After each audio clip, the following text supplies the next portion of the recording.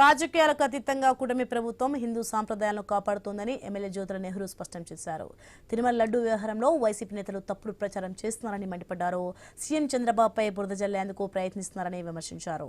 కొందరు సాధువుల ముసుగులో అసత్యాలు ప్రచారం చేస్తున్నారని ఆరోపించారు. ఇక్కడ ఇంకా చాలా క్లియర్గా ఉంది. దీన్ని రాజకీయం అనుకోవాలా?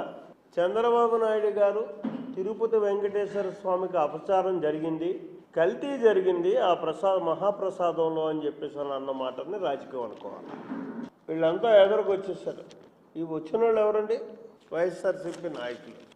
వీళ్ళ హిందూ ధర్మాన్ని పరిరక్షించే వాళ్ళు కేవలం రాజకీయం కోసం వాళ్ళని ఉపయోగించుకుని వాళ్ళు ఏదో రకంగా ప్రలోభ పెట్టో ఏం చేశారో మనకైతే భయపెట్టారో తెలియదు, కానీ వాళ్ళ జీవితాలని హిందూ మత పరిరక్షణ కోసం అర్పించినటువంటి వ్యక్తులు అని చెప్పుకునేటటువంటి సాధు పొంగు వాళ్ళందరినీ కూడా ఇక్కడ కొత్తలోకి వెనక దోసేశారు. ఎదరు వీళ్ళందరూ ఉన్నారు. వీళ్ళు